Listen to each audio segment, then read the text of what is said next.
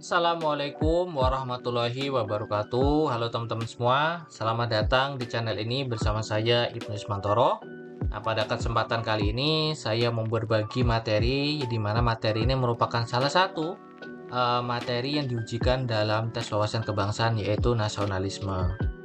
Nah, terlebih teman-teman juga harus lebih semangat lagi belajarnya, mengingat sebentar lagi akan diadakan tes CPNS ya, karena sudah dimulai juga pembukaan pendaftarannya. Jadi semoga teman-teman tidak kendor dalam belajarnya dan terus melatih, melakukan banyak tryout, latihan, dan memperdalam materi-materi yang diujikan. Saya juga ingin meminta bantuan teman-teman ya, untuk support channel ini dengan bantuan like dan subscribe-nya. Semoga channel ini bisa terus berkembang ke depannya, membantu teman-teman dalam memberikan materi, memberikan pelatihan, latihan soal, belajar bersama dalam menghadapi tes CPNS ke depannya. Baik, kita mulai saja masuk ke materi yang pertama, yaitu nasionalisme. Berikut sedikit profil singkat ya mengenai saya, yaitu profil pengajarnya.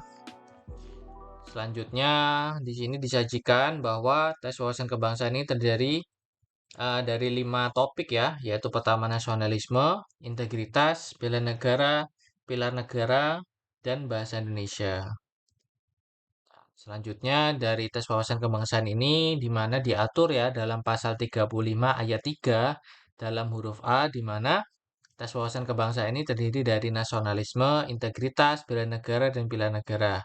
Yang pertama, nasionalisme ini bertujuan untuk mewujudkan kepentingan nasional melalui cita-cita dan tujuan yang sama dengan tetap mempertahankan identitas nasional. Ya, jadi ada kata kuncinya yaitu nasionalisme ini tetap mempertahankan identitas nasional. Kemudian integritas dengan tujuan mampu menjunjung tinggi kejujuran, ketangguhan, komitmen, dan konsistensi sebagai satu kesatuan dalam mencapai tujuan nasional.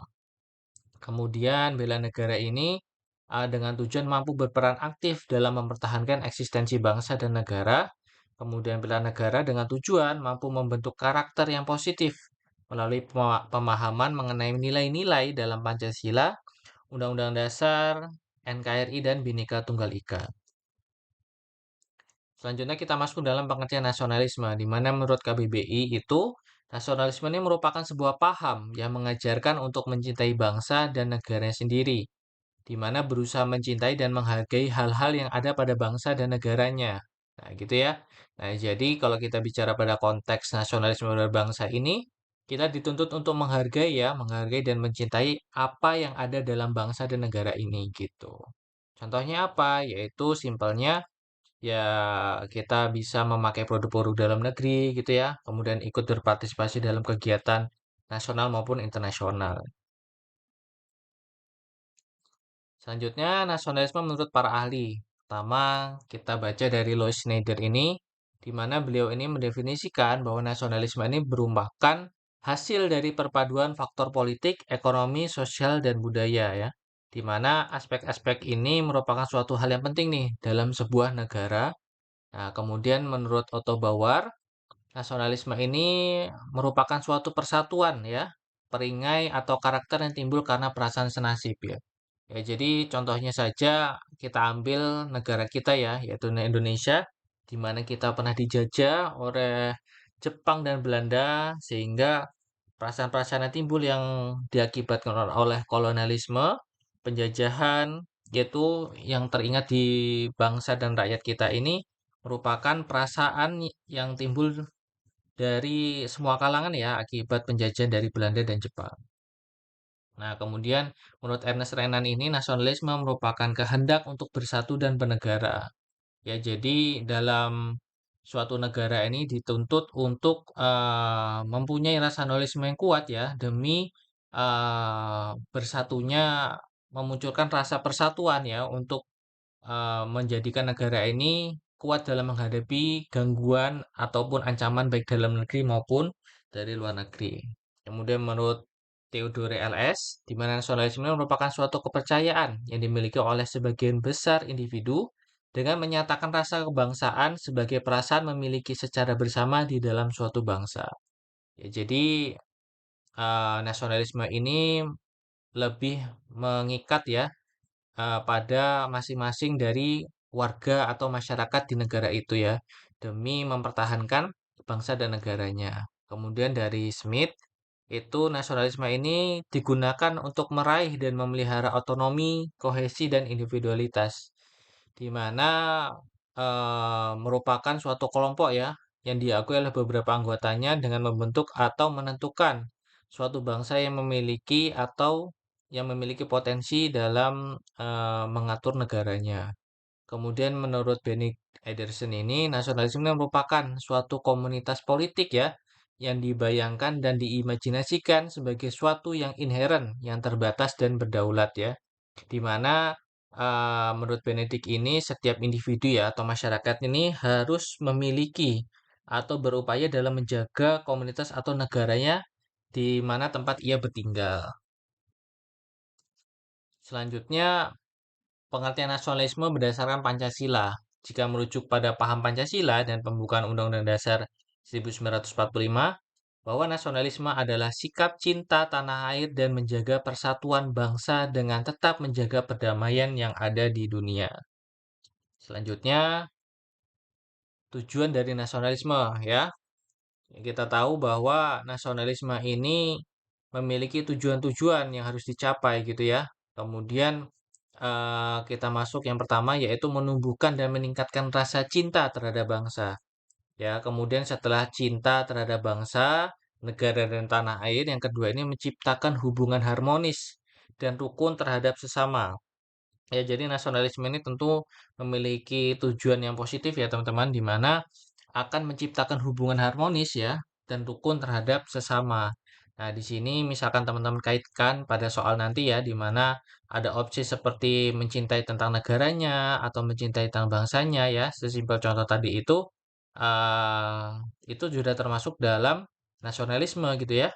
Nah, kemudian kalau misalkan berkaitan dengan suku, bangsa, kemudian komunitas itu gitu ya. Nah, itu juga termasuk dalam nasionalisme. Kemudian yang ketiga itu membangun dan mempererat tali persaudaraan.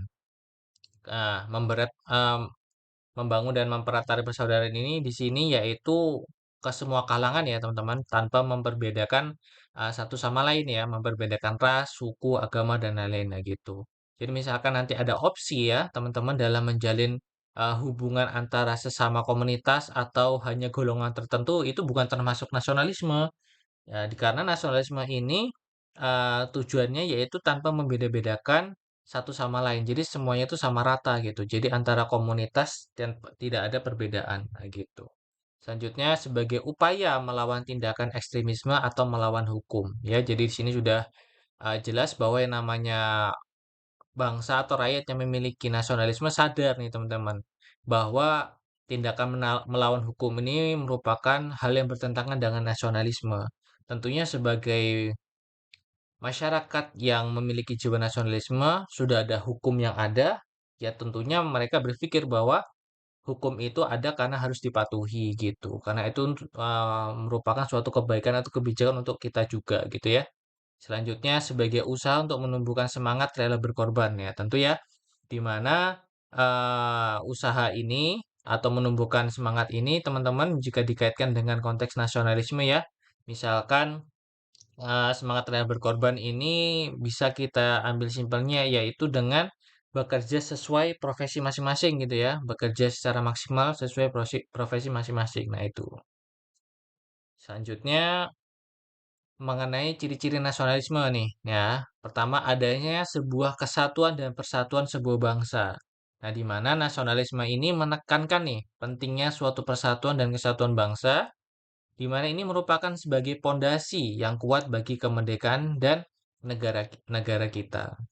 Kemudian adanya sebuah organisasi yang memiliki bentuk modern dan memiliki sifat nasional. Ya tentu ya bahwa nasionalisme ini harus melibatkan yang namanya pembentukan organisasi yang bertujuan ya untuk memperjuangkan bangsa kita. Seperti apa? Yaitu organisasi seperti Budi Utomo yang kita kenal, yang kita tahu yang sudah lama ya di mana merupakan organisasi pelopor dalam pembentukan pemuda-pemuda Indonesia menciptakan rasa semangat jiwa nasionalisme.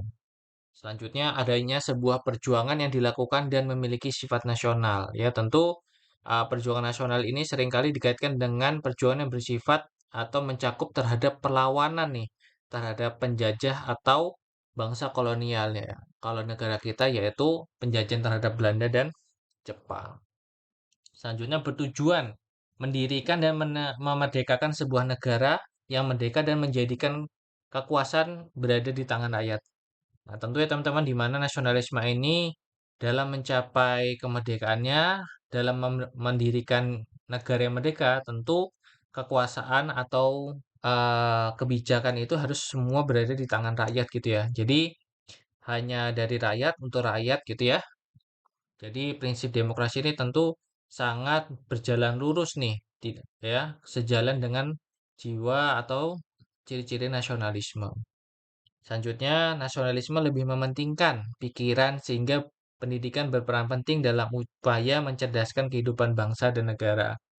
Nah, tentu ini mencerminkan nih peran pentingnya bahwa pendidikan ini merupakan salah satu faktor yang penting dalam membentuk pemikiran-pemikiran nasionalis ya, dalam menciptakan generasi yang sadar akan identitas dan nasionalisme.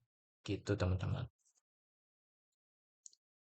Selanjutnya kita masuk nih ke dalam bentuk-bentuk nasionalisme ya. Pertama, nasionalisme terdiri dari bentuk-bentuknya yaitu ada nasionalisme politik di mana aktif berpartisipasi dalam proses politik untuk mempengaruhi keputusan yang berkaitan dengan negara. Contohnya apa? Ya, contohnya itu ketika suatu individu ya atau kelompok berusaha dalam mempertahankan kemerdekaan politik bangsa atau negaranya dari penjajah atau penguasa. Seperti kita ambil contoh yaitu negara kita ini di mana peran-peran delegasi-delegasi Indonesia ini dalam bidang politik ya, tentunya di dalam konvensi PBB ini dalam mempertahankan kedaulatan bangsa negara kita dari Belanda gitu contohnya. Kemudian konvensi meja bundar tadi ya dengan PBB itu cuma salah satu bentuk nasionalisme politik. Kemudian aksi demonstrasi tentunya ya aksi demonstrasi yang positif, aksi demonstrasi yang baik yang berkaitan dengan politik untuk kebijakan rakyat itu juga termasuk nasionalisme politik. Selanjutnya ada nasionalisme budaya, di mana nasionalisme ini menekankan pada aspek budaya, seperti menghargai, melestarikan, mempromosikan budaya, bahasa, dan tradisi bangsa. Kemudian contohnya apa? Ya, contohnya sangat beragam ya teman-teman, di mana eh, bisa kita ambil contoh yaitu seperti pemeliharaan situs budaya, kemudian situs bersejarah ya, kemudian budaya yang kita tahu yaitu batik, yaitu dengan kita menggunakan atau mempromosikan batik. Nah, itu juga termasuk budaya, bentuk nasionalisme budaya. Kemudian selanjutnya ekonomi nih. Ekonomi ini di mana nasionalisme ini mencakup kebijakan ekonomi untuk mendukung kepentingan nasional. Contohnya apa? Yaitu dengan kita melakukan ya, memberikan suatu kebijakan di mana untuk mendukung ekonomi nasional kita, yaitu dengan memakai produk-produk dalam negeri. Tentunya akan memperkuat ekonomi-ekonomi dari UMKM di bangsa di dalam negeri kita.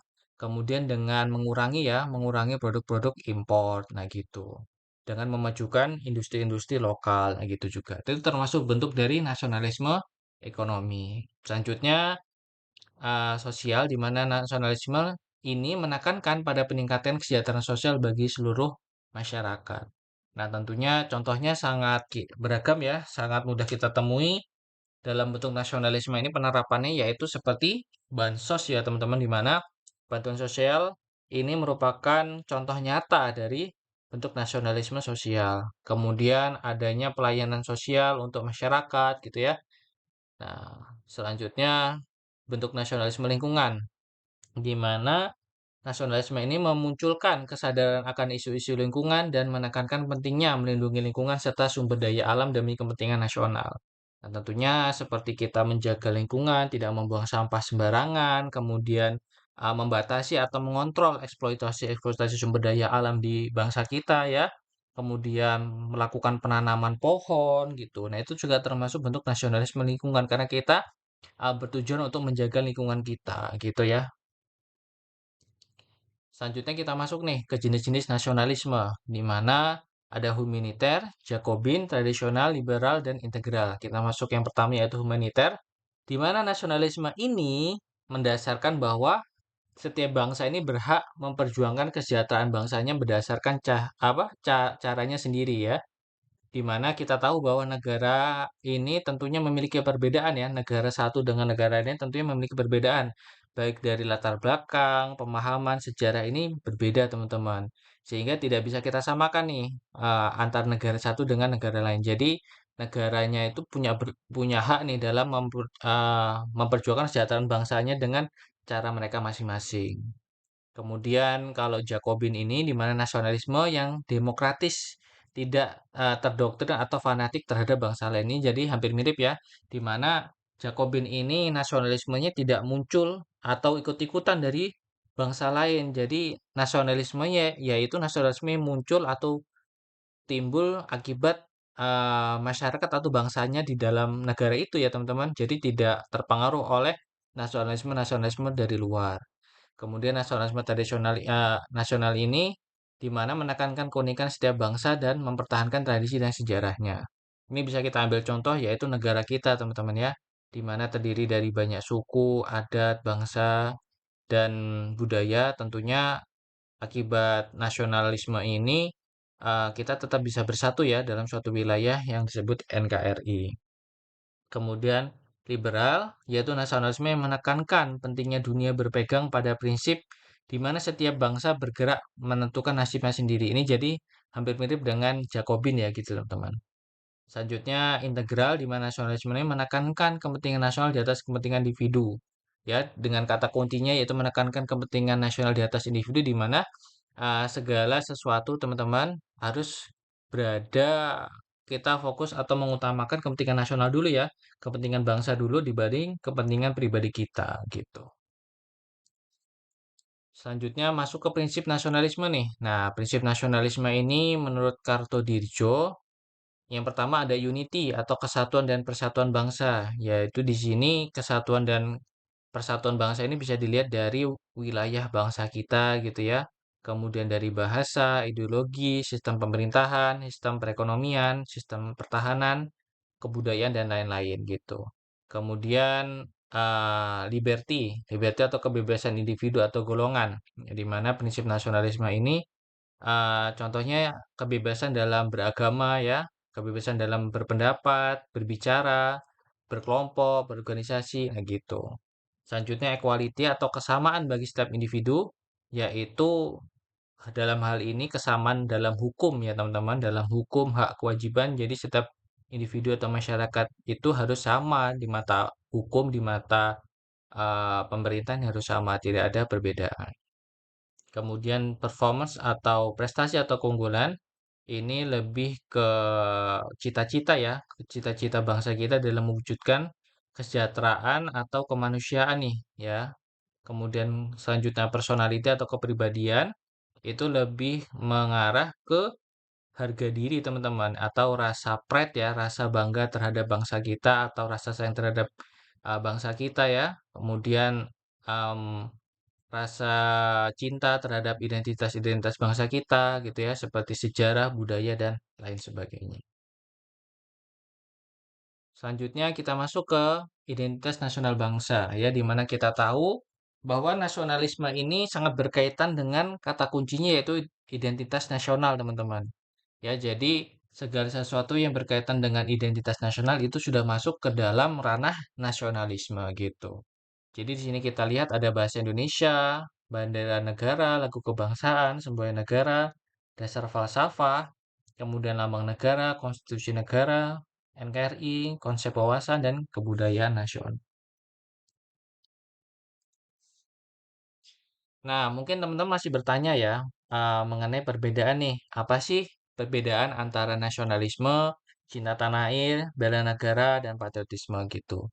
Nah, di sini saya sudah menyajikan tabel supaya bisa membantu teman-teman dalam mempelajari atau membedakan nih antara keempat ini. Nah, pertama mungkin agar lebih mudahnya teman-teman harus memahami konteks ya, konteks dari setiap bela negara atau patriotisme, nasionalisme atau cinta tanah air, di mana kalau kita pahami dari levelnya yang paling atas itu merupakan patriotisme teman-teman, di mana patriotisme ini merupakan puncak tertinggi ya, di mana rasa cinta tanah air atau bangsa kita gitu, di mana patriotisme ini merupakan sesuatu atau segala kegiatan tindakan yang melebihi kewajibannya gitu ya.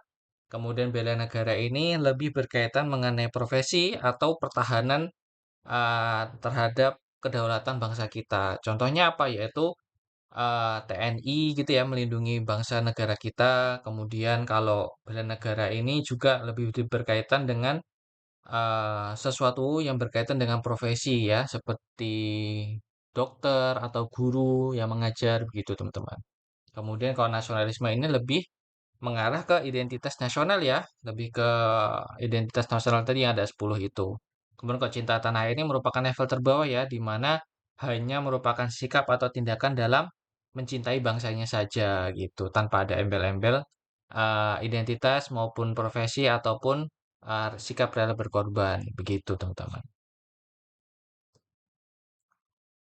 Selanjutnya masuk ke perkembangan nasionalisme di Indonesia. Yang pertama ini kita tahu yaitu Masa Budi Utomo ya pada tahun 1908 ini merupakan promotor atau pergerakan nasionalisme pertama, organisasi pemuda pertama yang mendorong atau munculnya organisasi pemuda-pemuda lainnya atau penggerak bangsa kita nasionalisme dalam memerdekakan atau memperjuangkan kedaulatan bangsa kita. Kemudian ini ada yang namanya Sumpah Pemuda teman-teman ya. Sumpah Pemuda itu juga mempelopori pergerakan perkembangan nasionalisme kita di Indonesia. Kemudian ketiga ini peristiwa Rengas Dengklok gitu ya, di mana pemuda-pemuda bangsa kita menuntut atau menekan Bapak Soekarno-Hatta untuk segera memproklamasikan kemerdekaan. Selanjutnya pada fase keempat ini yaitu pergerakan di mana nasionalisme ini eh, pada tahun 1966 teman-teman ya, fase di mana pemberontakan-pemberontakan kemerdekaan terjadi. Kemudian yang kelima ini masa Orde Baru ya, atau masa reformasi atau demokrasi 98 itu teman-teman. Selanjutnya, faktor muncul penyebabnya nasionalisme di Indonesia. Pertama ada faktor internal dan eksternal. Yang pertama kita masuk ke faktor internal dulu, ya, di mana ada kejayaan bangsa Indonesia sebelum kedatangan bangsa Barat. Ya, kita tahu bahwa bangsa kita yang dahulu ini merupakan bangsa yang kuat ya. Kita melihat ke belakang ini ada kerajaan Majapahit, kerajaan Sriwijaya itu merupakan kerajaan-kerajaan yang kuat ya, kerajaan-kerajaan di mana bangsa kita ini dulu pernah merdeka, pernah ditakuti oleh bangsa-bangsa lainnya. Kemudian penderitaan rakyat ya, tadi seperti saya bilang, mengenai tentang penindasan atau rasa senasib sepenanggungan ya. Ini juga memunculkan rasa nasionalisme di bangsa kita. Kemudian adanya diskriminasi rasial, kemudian munculnya golongan terpelajar ya, yang kita tahu bahwa golongan terpelajar ini merupakan salah satu bentuk aksi nasionalisme atau munculnya pergerakan-pergerakan perlawanan terhadap kolonialisme melalui cara perundingan, kayak gitu. Kemudian dari faktor eksternal itu kemenangan Jepang dan atas Rusia, di mana ini merupakan suatu momentum atau fenomena di mana negara menjadi membuka mata bahwa Jepang yang merupakan negara kecil saja bisa mengalahkan negara Rusia yang notabene-nya merupakan negara besar. Kemudian kebangkitan nasionalisme dari negara-negara Asia Afrika dan munculnya paham-paham baru seperti demokrasi dan liberalisme. Kemudian implementasi nasionalisme saat ini ya, contohnya yaitu seperti turut aktif dalam pembangunan nasional, kemudian memahami dan mematuhi hukum yang berlaku di Indonesia, menciptakan kerukunan antar umat beragama, menggunakan produk-produk dalam negeri, melestarikan budaya bangsa Indonesia, dan menjaga kebersihan lingkungan di sekitar kita. Nah, ini teman-teman ada pertanyaan di mana teman-teman nanti bisa jawab di kolom komentar. Sudah ada pembahasannya ya tadi di materi. Apakah dalam pertanyaan ini masuknya ke dalam ranah nasionalisme atau cinta tanah air atau patriotisme atau bela negara gitu ya teman-teman. Jadi monggo teman-teman bisa jawab di kolom komentar, nanti kita diskusi bareng di sana. Oke? Nah, sekian teman-teman. Terima kasih atas perhatiannya. Semoga materi ini bisa membantu teman-teman semua. Jangan lupa subscribe ya, like dan videonya. Semoga channel ini bisa berkembang. Next di video saya akan membuat mengenai video latihan soal ya, nasionalisme teman-teman semua. Jadi ditunggu saja update video selanjutnya. Saya pamit undur diri. Wassalamualaikum warahmatullahi wabarakatuh.